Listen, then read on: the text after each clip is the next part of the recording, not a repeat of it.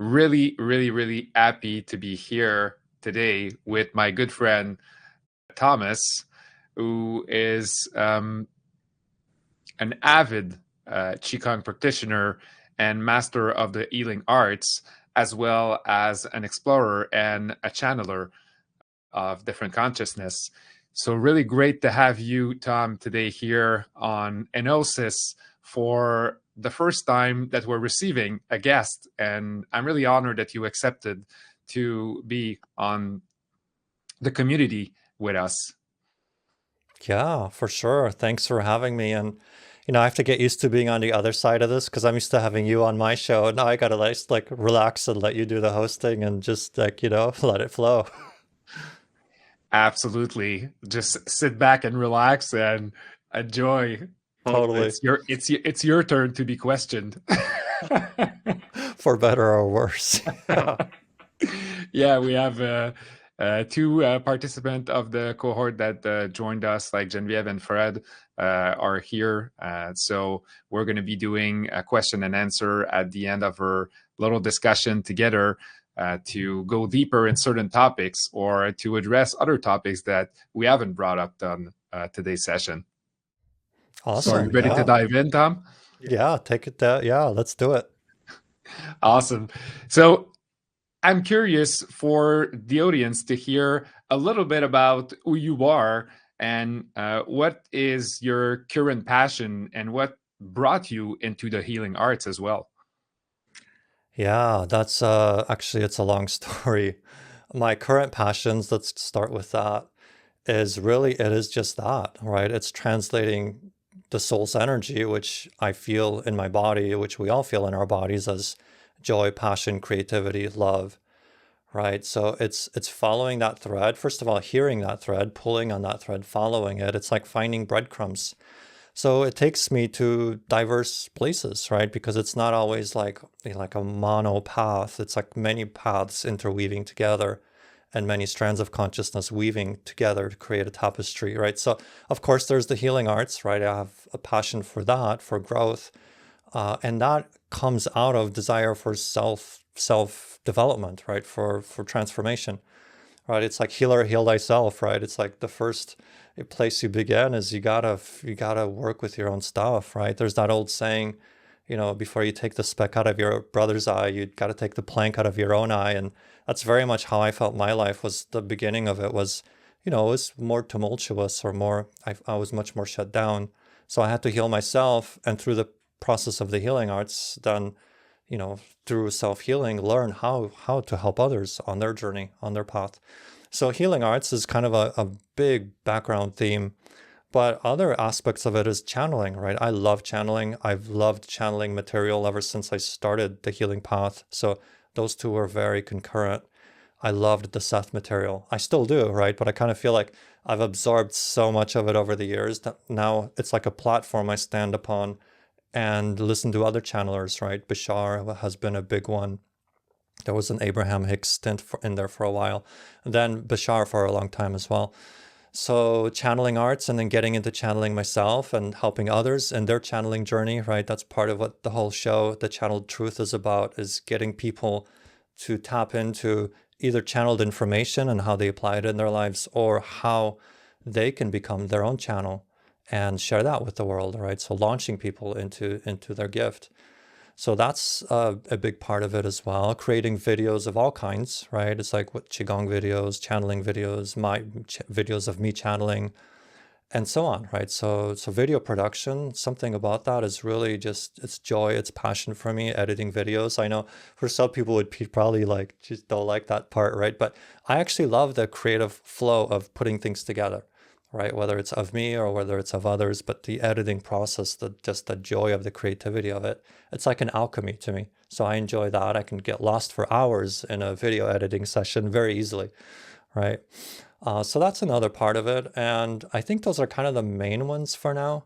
So maybe I'll let you kind of direct the flow here with new questions or anything you want to hear more about.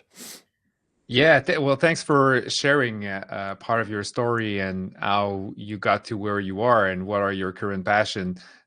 There's two big team, like the Chinese medicine part and the channeling part, but which are both kind of like uh, being a portal to Absolutely. some sort of energy to come through you, whether it's for healing or sometimes channeling can also be like we're channeling a specific message, which is could be a great teaching. A lot of wisdom comes out in the words that we might say when we channel, but also in the energy that we embody when we are actually conveying these messages, which for me, having done medical qigong and having being a channel, being a portal, I can relate to how when we are connecting to earth and heaven in medical qigong and letting like this energy fully resonate inside of us and treating the patient from that energy, it's kind of the same thing as when we channel, but when we channel, we're basically talking at the same time, which is opposite to when we do medical qigong, where we're not necessarily speaking to the patient and we're just directing energy and removing energy and purging and harmonizing the body. Yeah, it's channeling is, I think everybody does it, right? It's not some mysterious mystical state, and vocal channeling is just one form of channeling. Healing arts is another form of channeling.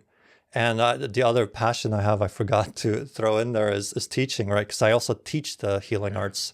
So those really dovetail together because it's like an infinity. Like what I do in the clinic informs my teaching, but my teaching always has me going deeper, uh, because it's like you show up and there's students and they have questions, and then they want to look at it this way, that way, or explain it another way. And so it helps me to go deeper on the material, and then it helps my clinic, right? So it's like an infinity loop that way. But teaching it is a kind of, anything you do in passion is channeling. You could be surfing and love surfing, and you're just riding the waves, and that's a form of channeling because you're in that joy state, peak performance state. You're just fully present, fully with it, right? That's a channeling state. It doesn't always have to be vocal channeling, it doesn't have to be a specific entity. It's just whatever you do that you excel at, that you love, that you lose your sense of time and sense of self in, and you dissolve into a bigger self, right? And this energy is flowing through you. That's channeling, right? So yeah, that's that's how I would define that. Yeah, I really hear behind what you're saying, like they talk about the flow state a lot in athleticism, like being in the flow and being immersed in what you're doing, basically, and not thinking about what you're doing, but doing what you're doing. So you're fully immersed, and in a way, the mind is not getting in the way. And you're really connected to your inner wisdom and the other sources of energy that are supporting us in the spiritual world that we are not seeing, but that are always with us. And this is something that we're deeply exploring also in Enosis community, to connect with the different parts of herself, but there's also the reflection of herself that it's outside of us, reflected by her higher self and higher realms of consciousness, which we are part of as a multidimensional being. Yeah, it's all about tapping into more of ourselves. It's self-discovery, right? Know thyself, right? That's like kind of the ultimate of the spiritual path. And it is a path of service too, right? It's not just, oh, let's meditate and go get present or whatever, right? It's because of the way I define passion, and Bashar is very similar. A lot of his information rubs off on me, right? But passion, right, is the translation of the soul's energy into physical terms through the body. We feel it as passion. So when we act on it, we ground that energy, and it's service, right? Because the action becomes that thing that we are designed to be, right? We're that unique puzzle piece in creation, or we're that unique, part of the symphony, playing our unique note, our unique frequency, adding that to the symphony of life. That's a service, right? It shows up in whatever it shows up, right? Healing work, teaching, it could be, accounting, it could be whatever, right? It's like leading a business. Like it does, it flows into something, whatever that we excel at is our service, but it's also our passion. So we're channeling ourselves literally into being, and more or less just getting out of our own way, right? It's like getting out of the negative belief states, like, oh, I can't do this, or I'm not worthy, or I was born on the wrong side of the tracks, or I'm not loved, or it's not a safe universe. All these beliefs, we just let them go, peel them back layer by layer, so that that core frequency remains. And it's it's beautiful because whatever brings us the most joy, passion, love, creativity, that is actually the greatest service that we have to offer the world, because that is our peak performance. That's what we're designed to do. So it all fits so beautifully. It's just that often we get in our own way. Yeah, yeah, and on that, like that's something that we're all practicing in Osis, is to actually embrace these parts of us that are getting in the way, or that are trying to quote unquote protect us from really showing up as our true self, and they're basically protecting the parts of us that have been wounded in the past when we were young with not much resources. So we're basically practicing together as a group, but as an individual, to reconnect with these parts and basically befriend them, so we can actually give them new roles. So this energy, this cluster of energy that's within us, that is used for protection or for limiting our light, can now be transmuted into something that is contributing to the expansion of our light. So it's really true alchemy that we are practicing, and it's connecting a lot to what Bashar is saying, to identify our limiting beliefs and what are these patterns that are getting in the way of us really expressing who we truly are. Yeah, it's something Bashar often says is the hardest thing you can be is to not be yourself.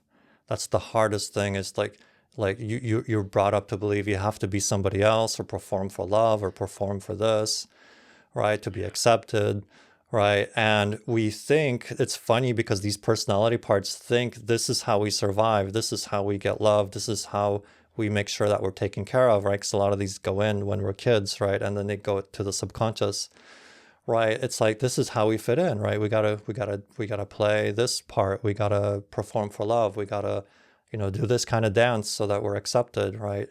And not ostracized, right? So it's funny, like the paradox is that that's the hardest thing, and yet we are brought up to. It's like we're trained into thinking, oh, this is how we do it. This is how we survive.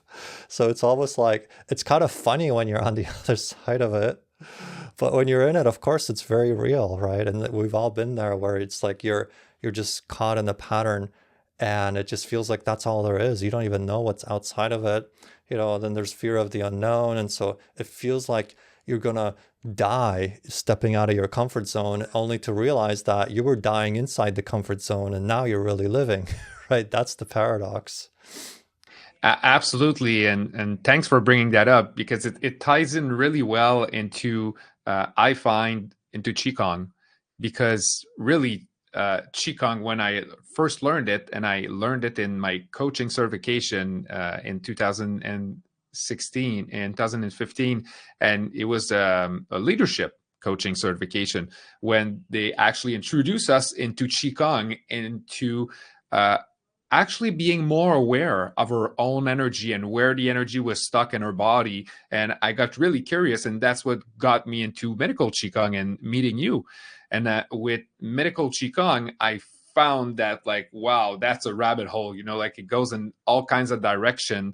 And there's all kinds of practices that ones can practice to basically break stagnation and tonify certain organs and certain center of energy, and harmonize the yin and the yang, to really balance the masculine and feminine energy within the body. So I'm curious to hear you talk about, how do you see Qigong and Chinese medicine being profoundly impacting our energy and contributing into our growth and to our unfoldment, and the allowance of our true essence.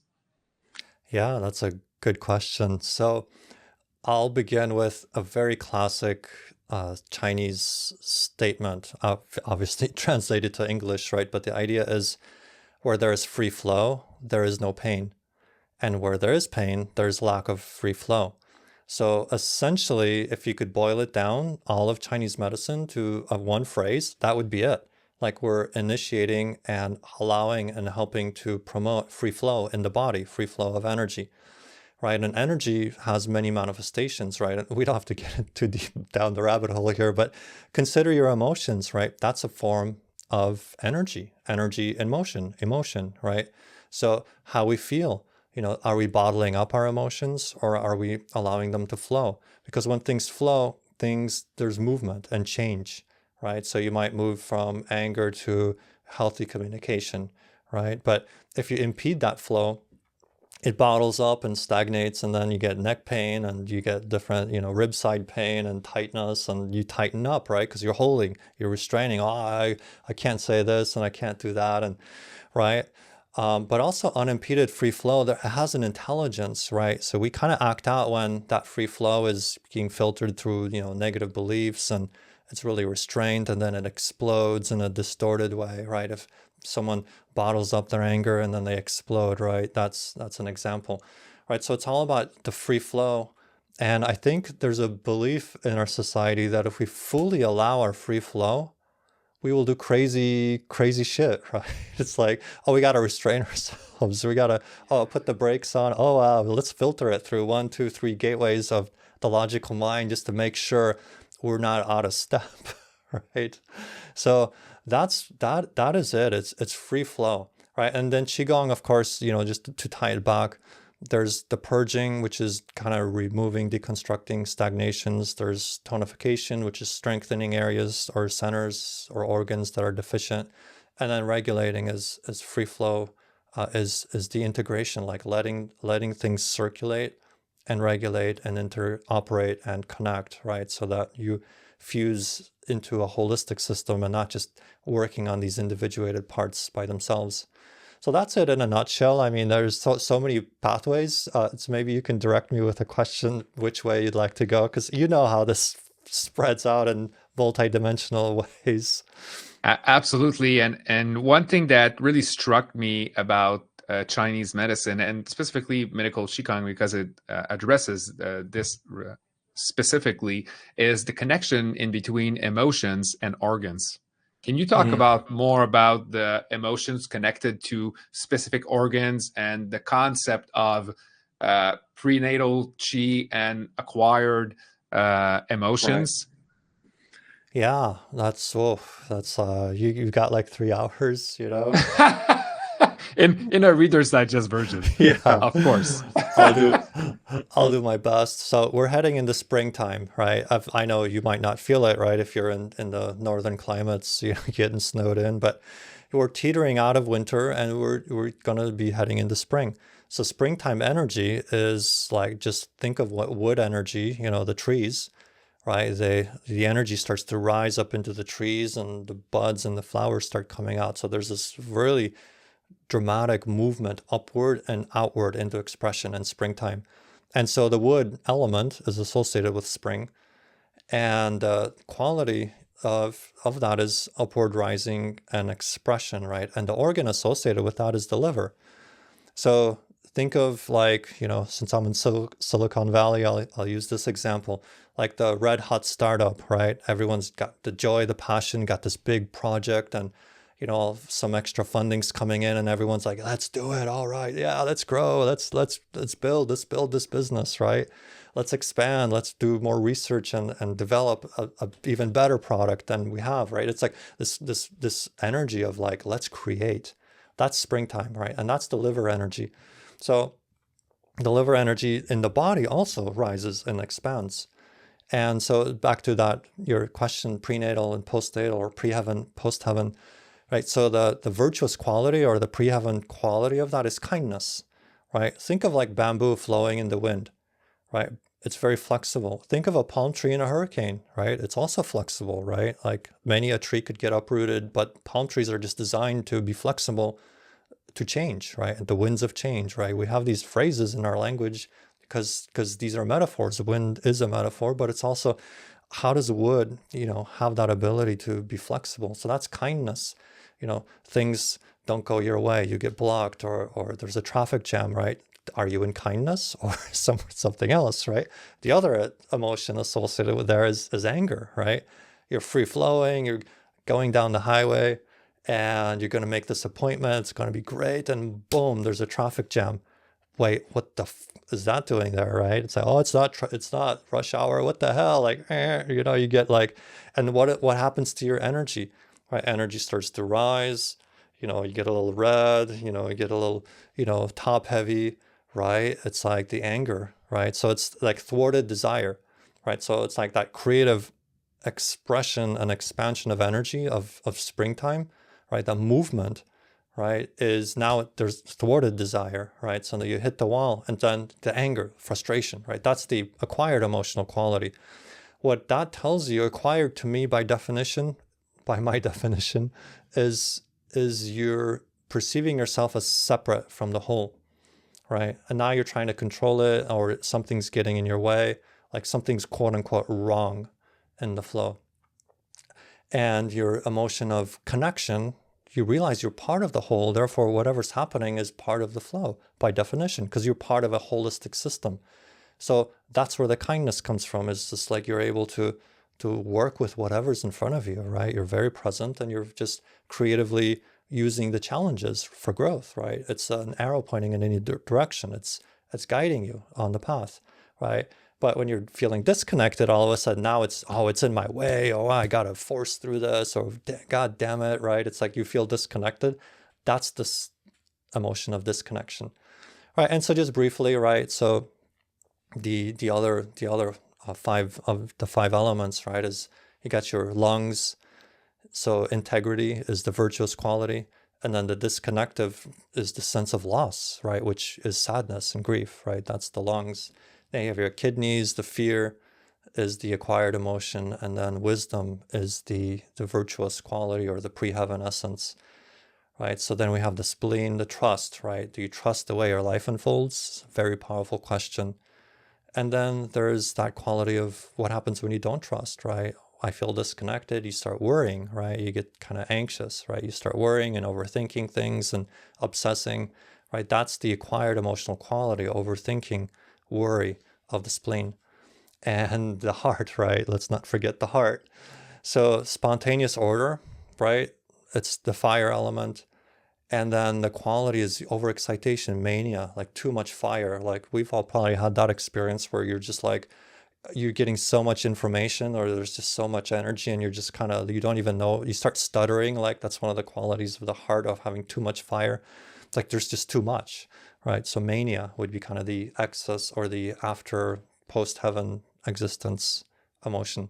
So yeah, that's kind of it in a nutshell. I mean, it's like, otherwise we'll be here for 3 hours, right? So is there anything specific you want me to tease out from there? Yeah, I find this is pretty interesting because in my practice as body worker, I use and apply kinesiology, Chinese medicine, and we can actually test sometimes people, they have a repressed emotion or suppressed emotion, and it's actually deactivating a muscle that is linked to the specific meridian. Mm-hmm. So, and we can actually find what is the emotion and what is it linked to. So, which system is it basically putting into stagnation, or which system is it putting into overdrive, and thus imbalancing their vitality and making some muscle weak and causing pain in specific area. Yeah, I mean, like, all I can say is Chinese medicine is freaking genius. You know what I mean? And that's not to negate any other system, because I love many different systems, right? But I've studied this one extensively, and it's just friggin' genius, right? Because it's the channel system, right? The organ system, the elemental system, and just understanding, like, if something is off elementally, let's say it's the wood element, like we talked about with the liver, it's like we understand where the liver meridian goes, where the gallbladder meridian, the paired organ, goes. Those are the wood element channels. And it's just fantastic when you start seeing that, oh my God, all these physical ailments and pains in the body, they relate to the channel flow, which relates to the organ, which relates to the patient's predominant emotional states. It's like, holy shit, it's all connected, right? And there is nothing random, right? Everything's part of that system. When you understand the system, you can see these random imbalances, these random aches and pains, they're there for a reason, right? Ultimately, I feel like our bodies is communicating to us, hey, there's an imbalance. We just have to learn to read what the body's messaging is, right? So Yeah. as practitioners, that's what we help people do. Yeah, absolutely. And what I found the most fascinating is when we are able to identify what is the specific pattern inside of us, it usually takes a really short amount of time to regulate it.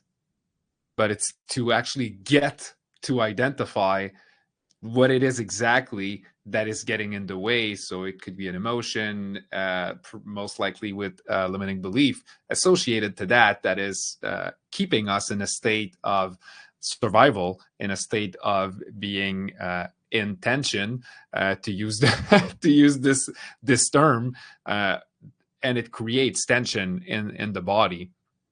So I found for me, my body has been my greatest teacher from far to what do I need to put my attention to. And it translated to me a lot by physical pain or events that I will call the allies of consciousness that are going to be happening. And then you think it's an accident, but there's no coincidence. This accident is there to teach you something so you can awaken to what needs attention inside of yourself.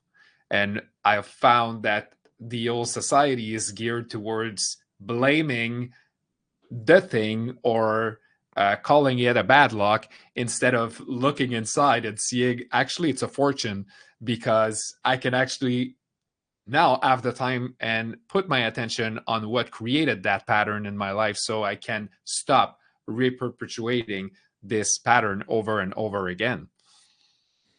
Yeah, it's a message, right? The first message we get is the acquired emotional states, right? The post heaven, right? Oh, it's an indicator, right? Oh, I'm out of balance and I'm feeling separate from the whole. And and here's the indicator, like we have so I live near a mountain range, and there's this another town on the other side, Santa Cruz, and you have to go through this winding highway to get there. And so, right, I always use this example. It's like when you're driving Braille, right? When you're driving those tick tick tick tick tick tick, it's like that's like an indicator letting you know, hey, you're swerving out of your lane, right? But if you miss the indicator there, well, you're going to hit the guardrail, and then you're going to have some collateral damage, right, to your car. But the idea is that's how the emotions are. It's like that little indicator on the road going tick tick tick. You're driving on those little bumps, saying, "Hey, you're a little off balance. You might want to course correct here." And most of us just kind of miss that. It's like, oh, it's like we brush our emotions under the rug, right? We don't deal with it. We don't express what we need and whatnot. And then and then it starts to affect the channel system and the organ system through which those channels flow. And then it's like, oh, we start having aches and pains in the body. Oh, it's like this. So it's like usually the indicator gets louder, right? So now the body starts communicating. Now it's physical pain, right? Or like you said, you get placed. It's like a vibrational frequency that puts you in a specific place and time to have a certain experience that also is going to reflect to you that you're out of balance, right? So now you have external circumstances, have quote unquote collateral damage, right, to the body or an event that's disruptive that helps you see, oh, I really am out of balance. Well, maybe it's time to check in. What's going on here? How can I respond to this instead of react and just perpetuate the same old stuff? So as you're like, I'm curious because you've been practicing healing hearts for a long time, and do you believe that everything that happened in the body as a blockage or kind of an accident, something that happened to the body, is linked and happening for our growth, or there is random stuff that, well, you just had bad luck? Oh, I don't think there's any accidents because everything I'm always thinking in holistic systems. Everything's interconnected. That's why that whole example, right, getting stuck in the traffic jam, most of us perceive it as here's me, here's the traffic jam, it's in my way, it's wrong, it shouldn't be there, or why did this happen to me, right? But if you understand, it's all part of one system. We are all essentially one. It is one consciousness. and we're just playing this experience of separateness, right? So if it is all one, then there are no accidents, right?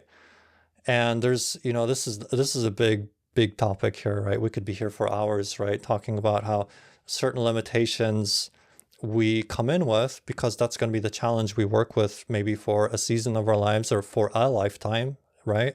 If someone is born blind, for example, right? It's not, doesn't mean like, oh, it's something, right? It's a certain limitation that's a congenital one, where that challenge is going to quote unquote force development in different ways that wouldn't have happened if the person wasn't blind, right? So it's always like, how can I use this in the most positive, beneficial way possible? That's really the takeaway here.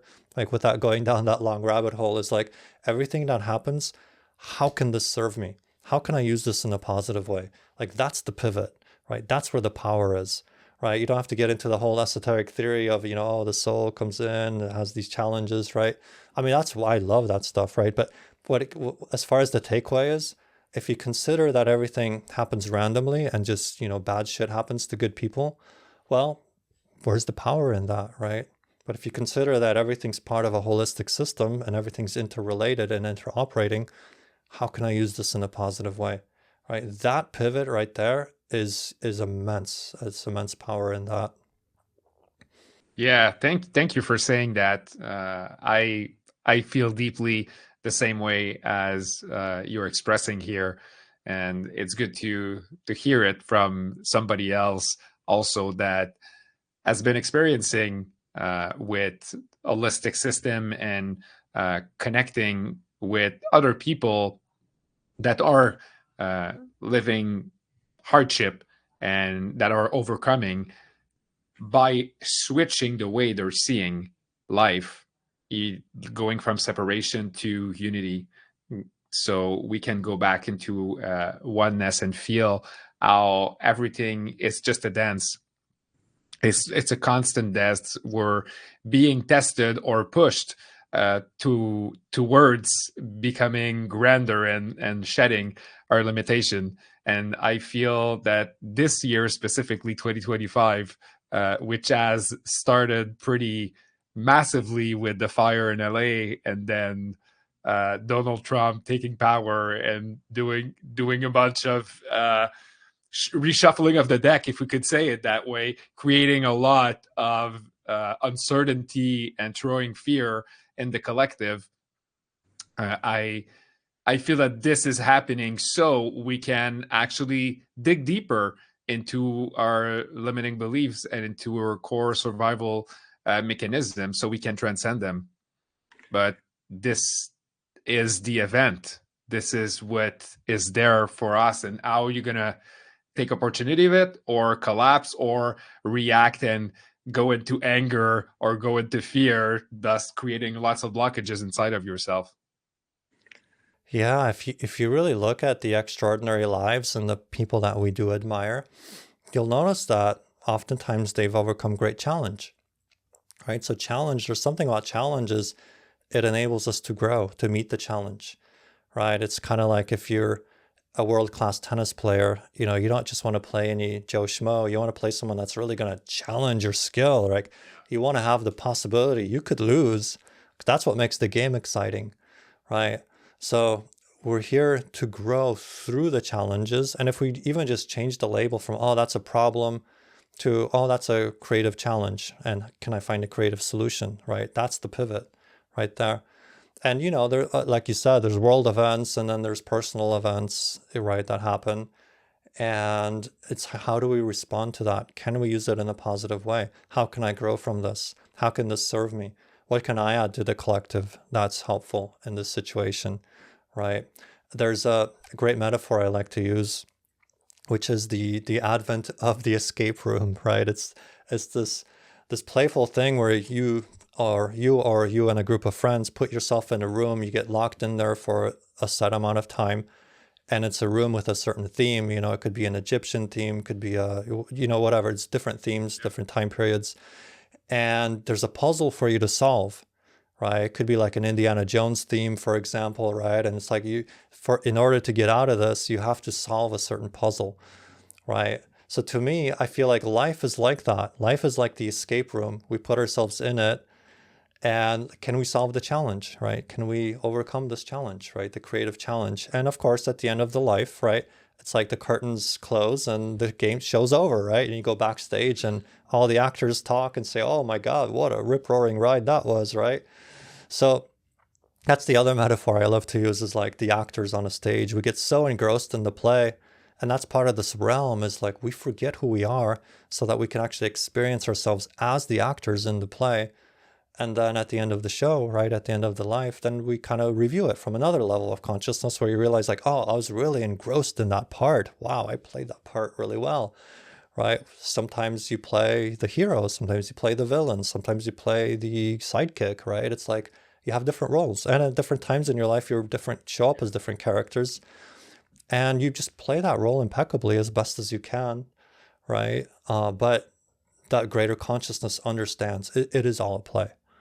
And we are here to awaken as the character within the play while the play is occurring, right? That's powerful when you start to see that, oh my God, it is all a play. That's what an exhilaration that is. And that's what the Age of Awakening, that's what this 2025 can be about, is as you realize like, wait a minute, it's like you realize it is all a play of consciousness, and you start moving through life with joy, with a spring in your step, right? It doesn't mean you don't see the negativity in the world. You do see it.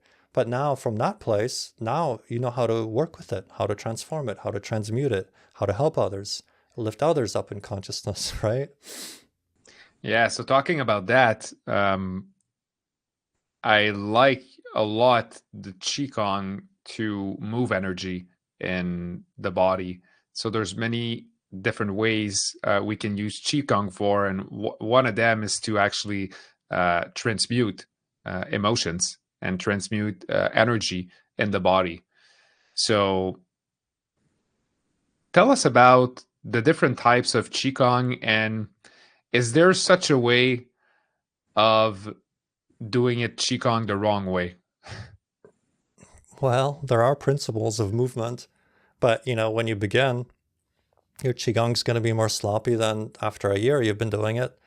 And a year into it, it's going to be more sloppy than after 5 years of doing it. As long as you're getting good instruction and good feedback, then of course, so we don't say right or wrong. It's just how your degrees of alignment. So you have structural alignment, body alignment, right? It's posture, breath, and intention, right? So how your body's in alignment, that is going to improve over time, right? And with added instruction. Then there's your breath, right? Your ability to work with the breath, right? Of course, you're not, as a beginner, you're by definition a beginner, but you improve over time. And likewise, the intention is your ability to focus the mind, to not get distracted, to stay on target, to focus the mind, to link the mind to the breath, and to link the mind and the breath to the body, and to create that sense of integration. Like there's always more and more optimization that can happen, but doesn't mean you're ever doing it wrong. You're just not doing it in the most optimal way. And by definition, when you begin, of course, you're not going to do it in the most optimal way, right? You're not going to be Bruce Lee day one, right? Or day, or year 10, right? It's like mastery, if you spend your lifetime with it, yeah, you'll get to high levels of mastery, but you can still get immense benefit on day one. That's what's amazing about Qigong, is you don't have to come in at a high level of mastery. You just have to show up with a sincere heart, willingness to grow and change, and just embody the practice. And just day one, you're going to start feeling like, oh, I am, things are moving. You're setting things in motion, and you're setting a powerful template in motion, and things are going to start opening up, not even while doing Qigong, but also it's almost like you set something in motion, like planting a seed, and it has its own momentum. And as you nurture it and you do your Qigong daily, that seed grows, and it grows of its own accord, right? Not just when you're practicing, but it constantly grows. As long as you keep feeding it the water, you keep cultivating, you'll be surprised that like certain events happen in your life and all of a sudden your response is different, right? It's like Bashar often says, you'll know you've changed not when the outside changes, but when your response is different, even when the outside looks the same, right? So same old crap other people are doing, but now your response is different. Like you're not so entangled with it. You have more neutrality, you have more presence, you have more capacity to choose positive action rather than just reinforcing the negative, right? Yeah, absolutely. Yeah, and what one practice that I made a recording of in Elsa's program is the Wuji posture, the shaking, and the meditation 1 to 4 and 1 to 10. And I would like you to just speak about, in your own words, the power of the Wuji posture. Just standing there in what looks like a static posture. Yeah, so I mean, there's many different kinds of Qigongs and ways to talk about them, but one way we differentiate is static Qigong and dynamic Qigong, movement Qigong or static.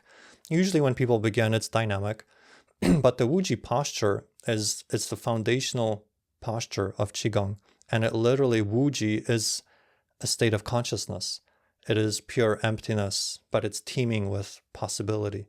So it's like the infinite void, but it's paradoxical because within that void, it contains everything. Everything, past, present, future, parallel lives, all possibilities, everything imagined and created, to be created, or that has been created, is in the Wuji. It's all in the Wuji, and yet it's empty, right? That's the paradox. So that's a state of consciousness, and it is a real state. Like, it is like you fall into the state of Wuji, which feels like you dissolve into space, you dissolve into emptiness, but you're fully present within that. And you're connected to everything. And yet there is nothing because it's all empty. Right? It is this actual state of consciousness. The posture is designed to put you into a psychic or harmonic resonance with the state of consciousness of the Wuji. So it is a way of using the body and lining the body up with gravity so that you can actually stand there statically. And that represents the Wuji, which is why when you look at all martial arts, all forms, it always emerges from the Wuji. That's the opening stance of the form. And then everything re-emerges or dissolves back into the Wuji. And it's the closing stance. So look at your Tai Chi forms. You might never look at them the same way because everything opens from the opening stance, and you go through all these machinations and moves and blending of yin and yang, and then you come back to center and you end in the Wuji. So that's the stance. And it's designed to put you also into perfect balance with gravity, the forces of gravity, because it's the posture of the breath and tension. It's the postural, you're using the body to put you into psychic resonance with that state of consciousness. And so you're neutralizing gravity in a way. You're allowing gravity to travel through the bones. And when you line it up just right, you have that alignment, you can stand there for a very long time. And it literally starts to feel like your physical body starts to dissolve. So like literally, like I'm saying, it puts you into psychic resonance with the Wuji, the state of consciousness. So it just feels like your body starts to melt into space.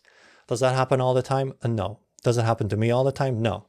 Right? There's times where I'm just like, oh, the left leg feels a little short. Oh, I have tightness in my shoulder. Right? Oh, like, you know what I mean? So you're in, of course, that's part of the part of the journey is to reveal to yourself where you're out of balance. Right? So sometimes I stand there and all I do is like make these subtle adjustments and course, correct, right? Just like finding that alignment. That's the meditation. And once in a while you drop in there and you're like, holy shit, I'm totally dissolving. I could stand here forever. And then the next day begins and you start the process again, right? And the journey it's not the goal is not the destination. It's the journey of finding your balance, rebalancing, because you take that into life, right? Life throws you all kinds of curveballs and now you find you course correct, you readjust, right? That's the fluidity of it. So the Wuji is very, very fluid and very, very static at the same time. That's the paradox as well. Yeah, and this is something that they kind of taught us, but they didn't tell us like it's the Wuji posture in our coaching certification. When I studied medical Qigong and I learned about the Wuji, I'm like, oh, okay, this is the real thing. This is the real powerful, like they were missing a lot of steps basically. But when I did the Wuji, like I'm teaching in analysis, I got to experience the connection with everything.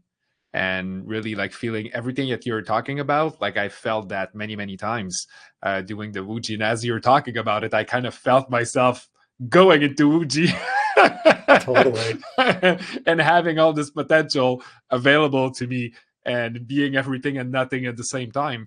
And that is the paradox. And I feel that the more we can tap into this, the more we can see that life is not what we thought it was, because we're Abs- experiencing it from a sense which is within. And like they say in the I Ching, the Tao that can be named is not the Tao, so it's only something that can be felt and experienced. Totally. Yeah. I think you mean Dao Te Ching, because that's actually something I love to read my Yeah, exactly. students. Is exactly that chapter. Um, so yeah, the Wuji, to me, I feel like it is a great unlocking mechanism. And so, it's like you're bringing in a whole nother aspect of it. When you can go into the Wuji, it's like you unlock, right? So, think of like, it's like a dog chewing a bone, like you're just, or the chewy toy, right? It's like, that's kind of how our mind is. It just grabs a hold of something and just starts chewing, It's like, oh, hey, is it politics? Is it, is it the relationship? Right? Is it your work colleagues? Right? It's like, right? So it's like, man, you just got to unlock from that, right? So dropping into the Wuji, it's like you go into stillness and you literally dissolve, right? That's the nature of the consciousness state, is to dissolve. Everything dissolves. You go into neutrality. You come out of it, and now you pick up the pieces, but from that higher state of consciousness. You're not entangled anymore. You have a clarity of perception, and you're like, oh, okay. And a lot of insights come, right? Because when you're receptive, well, guess what? You receive, right? And Wuji is extremely receptive because you are the universe. And so the solutions are out there, but sometimes because your mind is chewing on that bone so much, like there's no bandwidth, right? Everything's caught up. You're in the worry, you're in the grief, you're in the anger, like rah, rah, you're entangled in all that. And so there's no room for anything else to come in. You go into the Wuji, you unlock, and all of a sudden you see, first of all, you feel the power of your being. And then two, into that space of stillness comes all kinds of insight and solutions. And even if all that comes out of it is a state of emptiness, when you come back into your life, you feel so refreshed. You feel like you see everything through new eyes instead of the old filters. And that's what I help my patients do too, is a lot of healing work is just getting them into Wuji, getting them to unlock, right? It's just like getting them to unplug, and then to receive. A lot of them just say, they get off the table and like solutions show up for them, right? Or, oh, now I have deeper insights into this situation I have with my sister, right? Or, oh, I can see the situation in my relationship, like, oh my God, like, it's like I see it differently now, just because you have to unlock so that it's like going into neutral, right? It's like, those of you who drive in Europe, right? It's really popular there. You're doing the gear shifting. It's like you got to go into neutral before you can shift into a different frequency. So that's a great metaphor as well. Yeah, it's a true state of being, of receptivity and creation. So it's pretty powerful. Yeah, I'm encouraging everyone that listening to this call to practice some Muji posture at least 5 minutes a day and see what will change in your life when you do it for 5 minutes. I like doing it in the morning, and I like doing it before I go to bed at night, because it opens the book and it closes the book.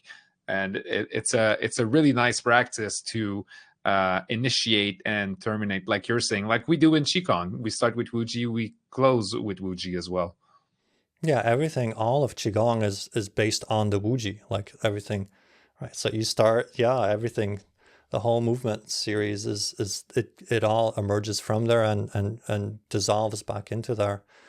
So yeah, and I'm sure you've got some great teachings on your, you probably have some instructionals on how to do that. But the thing with the standing is, you can do this sitting, you can go into the Wuji sitting, but there's something about taking your body with you and lining your body up with gravity. It's almost like your body becomes a resonant antenna, and it receives from the universe, but it translates into groundedness into the body.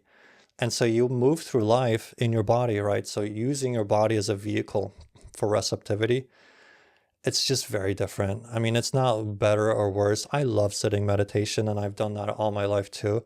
So it's not a better or worse. It's just different kind of medicine, and you get different results. And for me, both, like I said, I do both. I love meditation, but there's something about the standing meditation where the integration of the body, it's like you get to take that with you more readily into your life because you're grounding it in the body. And everything we do in life is through the body. So it's like we want to link that consciousness state to the body so that when we're out and about moving through life, we are able to be present in the body and not be like, oh, well, I wish I could just sit down and meditate right now. Like there's that saying in Taoism, to be still and still moving, this is everything. So that pretty much summarizes the whole thing. Absolutely. And I found that for people who are like overachiever, like people who are alpha driven, they have a lot of energy. Doing standing is actually easier than doing seated at the beginning because at least they bring their body and they're expending a little bit more energy when they are standing up, and it's kind of more comfortable, so to speak, for them to initiate standing practice than to put them into more of a stillness, more of a yin type of posture. Yeah, that's a good point. And also movement Qigong is great for that too. I find people find it's more accessible, Yeah. especially if you're used to being a little more active because you are quote unquote doing something rather than trying to Exactly. just go into the state of being, pure being. And it all has value, right? It's like we talk about there's stillness within stillness, motion within stillness, stillness within motion, and then motion within motion, right? You can have motion on the inside through a lot of intention and visualization. You can have motion on the outside through movement of the body. You can have stillness of mind on the inside, no intention, no reflection, no action, no meditation, just pure consciousness. And you can have, you can have a lot of motion on the inside, right? So you get what I'm saying. I think I didn't quite do the quadrants right, but you get what I'm saying. Yeah, the four different motions that can happen, yin within the yin, yang within the yang, and Yes. then exactly. Yeah, yeah. Thank you for that. That's super interesting. And on that note, could you lead us into a quick 5-minute practice to help us to recenter ourselves and be in alignment? Sure. I mean, we can do something akin to opening the heart. And yeah, 5 minutes. So we'll keep it fairly brief and we'll keep it sitting because, we're not going to, Yeah. the whole Wuji would take us a while to dial in and not the easiest to do on video. But I do have a video that, by the way, like I have like a 2-hour Qigong video if anyone's interested on my YouTube. You can get more of this. But for now, we can do a nice sitting meditation. Find a nice, comfortable, easy posture. Preferably if your spine is erect and your feet are on the floor. If you want to sit cross-legged, that is fine too. Otherwise, if you're in a chair, you have your feet planted on the floor. That helps to connect you to earth. You have your spine, which is erect. And take a few moments to fully arrive in this moment.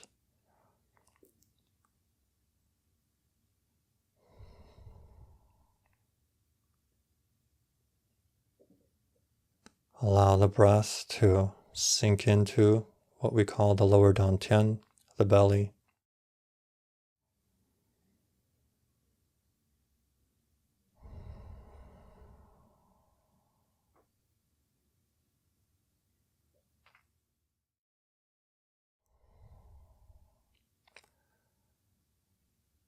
And as the breath sinks into the belly, into the lower dantian, begin to notice the profound stillness outside and inside.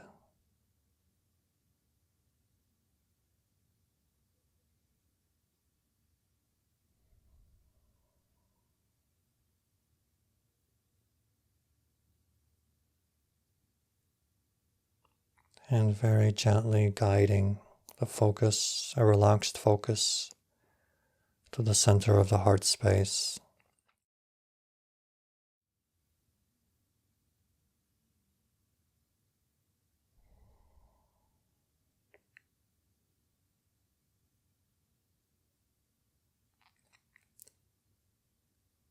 Allowing ourselves to visualize, to see a pearl of white light there in the center of the chest.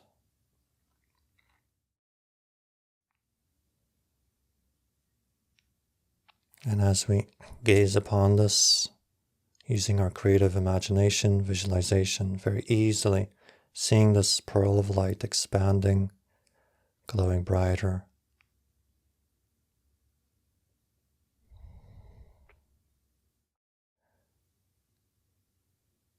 If you see other sacred geometrical shapes, simply allow them to be there.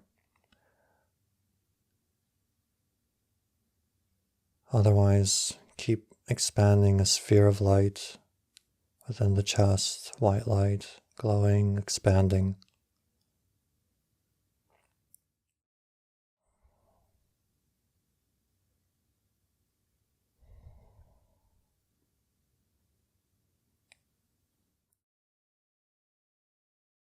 Notice this sphere of light as it grows.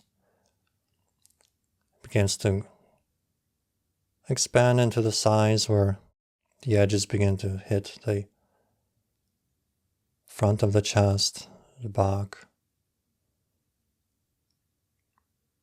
And light continues to pour in through the sphere, illuminating the entire chest cavity.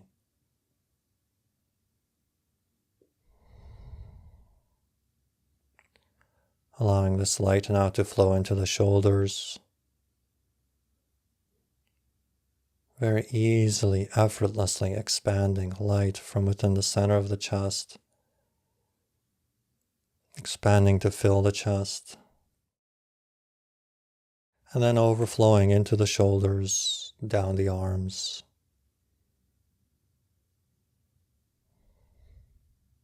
Everything is very easy.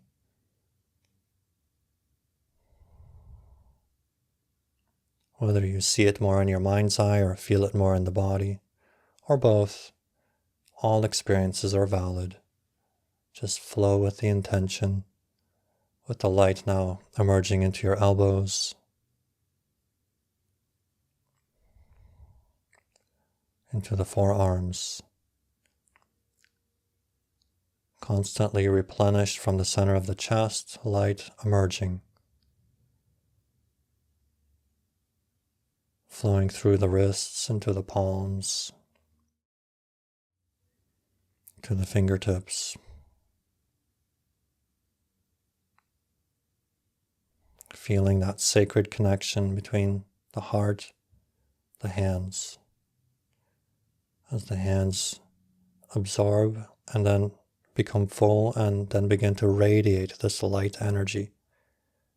Each cell, each tissue in the hands now vibrating and emitting its own light as it has become saturated and connected to the heart.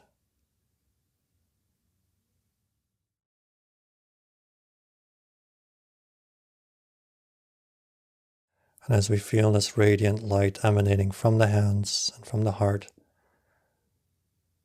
we give ourselves permission to engage in the world with this light.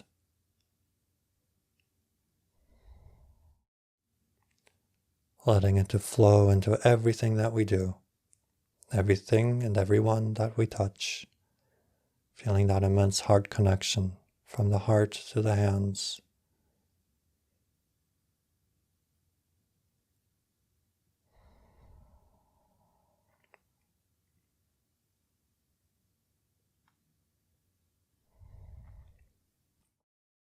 And as this light continues to expand from the center of the chest, we begin to feel as it begins to flow simultaneously upwards and downwards to fill it in our center core of light. Noticing first the upward flow as the light overflows, begins to flow into the throat, activating the throat energy centers, the thyroid, parathyroid, throat chakra, feeling that link between the heart and the throat, our ability to express this wonderful light into the world. We give ourselves permission to express the light.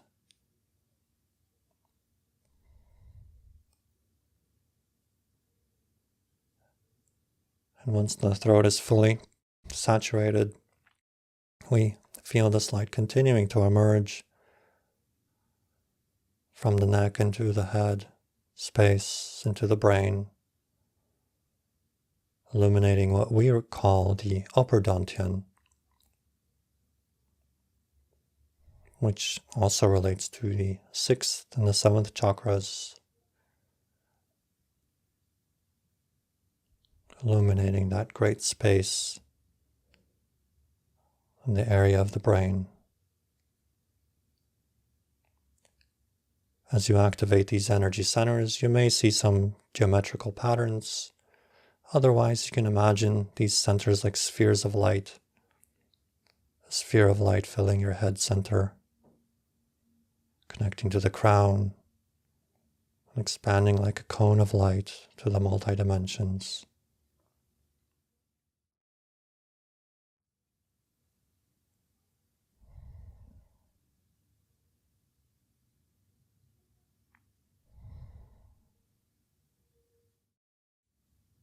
Feeling that connection all the way through from the crown, through the throat, to the heart.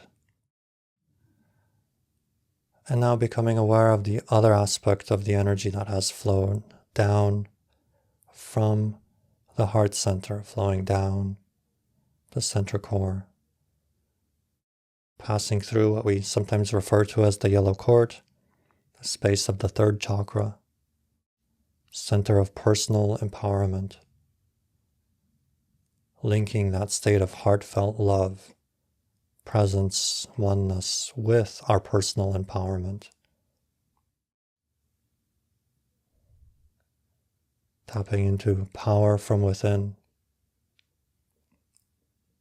healing the split between the 4th and the 3rd chakras, where we feel simultaneously a sense of empowerment as well as a sense of holistic connection and love to ourselves and everyone else. For love is power, and power is love.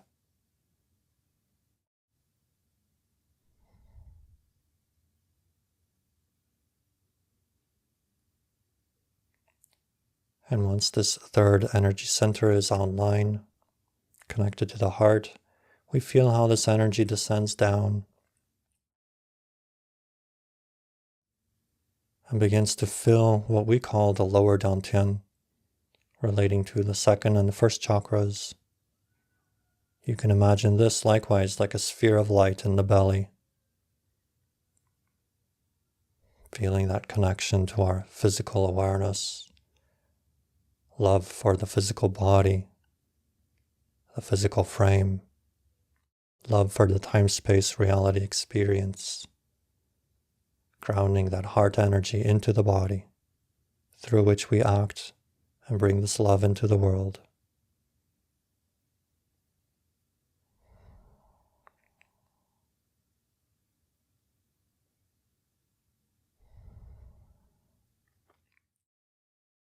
Now feeling all centers simultaneously, the heart, the hands, the throat, 3rd chakra, as well as the upper dantian, the crown, the lower dantian, the root, feeling all of it as a holistic system.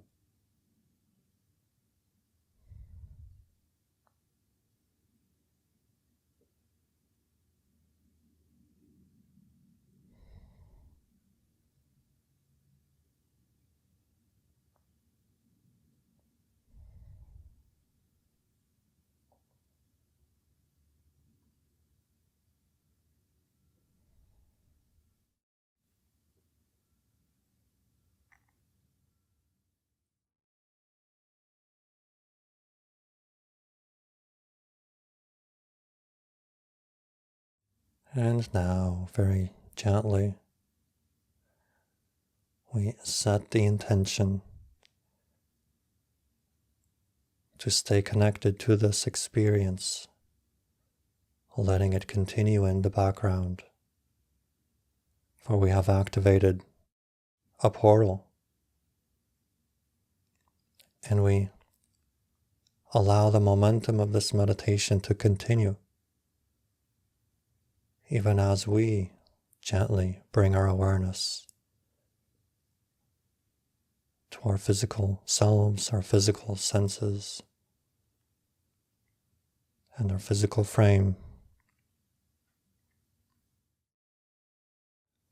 opening our eyes when we're ready, and re-engaging with the world while this continues to run in the background.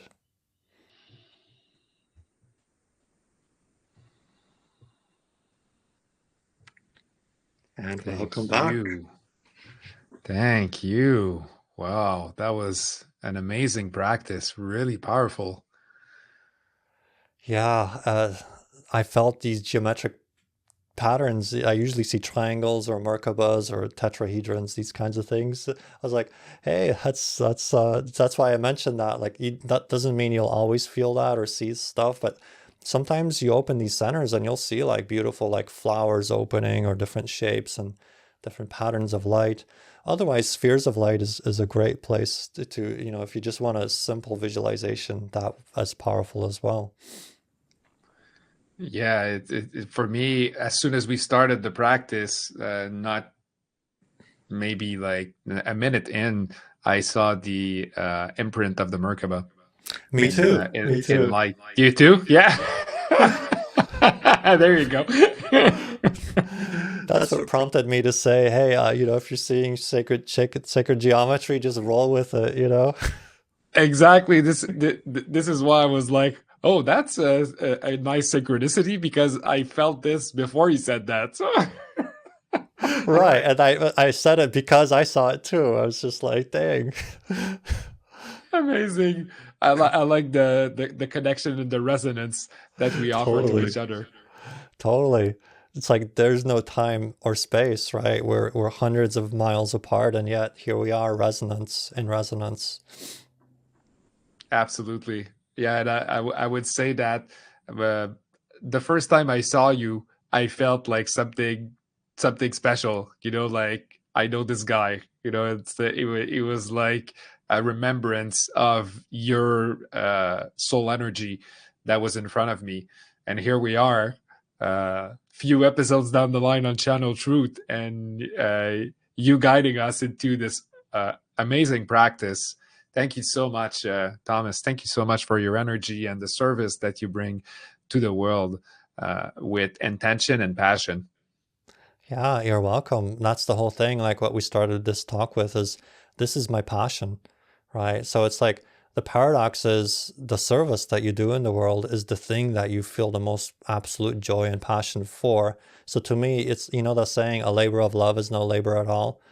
It's like I love this stuff, right? And yet it is the best thing I could share with the world too, right? So it's beautiful.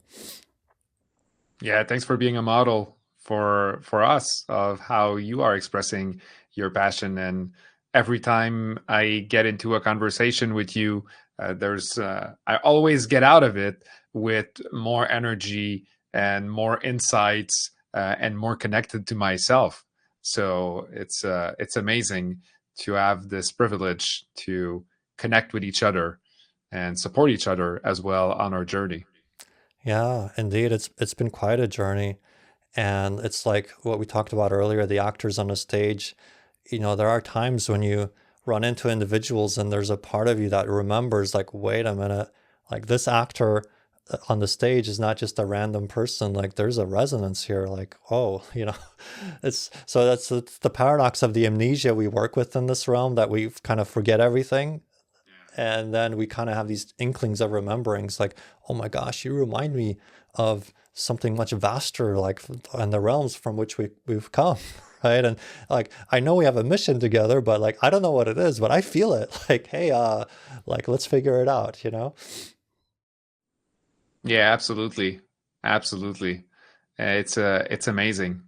Uh, how everything is unfolding when um, you are giving yourself permission to follow your passion, your energy, which comes from the heart and also comes from the intelligence of the body, our inner wisdom that literally is pulling you or pushing you towards certain things that are in alignment with who we truly are and the theme of exploration that we are here in this lifetime to explore on by yourself inside of us, but also with a community, with other people outside. And I feel that this year is going to be a pivotal year to bring people together in a way so we can uh, find our tribe and grow together and expand together and break those limiting beliefs and patterns that were there for such a long time, but that no longer serves us. So we can create new system, new ways of being together, and new ways of interacting, and enter into this golden age. Sounds wonderful. And it's my turn to also say thank you for getting me on here and helping me to share this joy and passion with others. You'll be reinvited for sure. Awesome. Yeah, likewise for Channel Truth. Yeah, I think we'll yeah, exchange that. So, Thomas, before we close, can you tell us a little bit more about where we can find you if we want to look at your work with the immense amount of work that you put out there? Tell us a little bit about where we can find you. Yeah, the easiest place to find me is on YouTube. Not, not everyone's main social media platform, I know, but I love creating videos. Like I said, I love video editing. So that's where my passion flows. So if you just look up my name, Thomas Leihart, on YouTube, you'll find a lot of my videos. Like I said, there's like a hour and 40-minute kind of intro Qigong webinar thingy, for lack of better words. It's a nice journey, has some background, has the Wuji, some basic Qigong practices in it, kind of a mix of theory and practice. So that's a good place to start. You can find me on Facebook too. Just keep looking for my name, Thomas Leihart. My healer website or healing practice is Sumari Healing Arts. As a website. There's also Modern Mystic Mystery School, a Facebook group, and a website. So many different places, but probably my greatest body of works is on YouTube. Awesome. So we'll put all the links for what you just mentioned in the description of today's session so people can reach out and people can go and dive deeper into your work. Sounds good, man. Yeah, thank you. Thank you so much, Thomas, for your time today. It was an honor and privilege to have you, and Likewise. we wish you a great day. Likewise. Wish everyone a beautiful and a fond good day. Okay, cut. Awesome.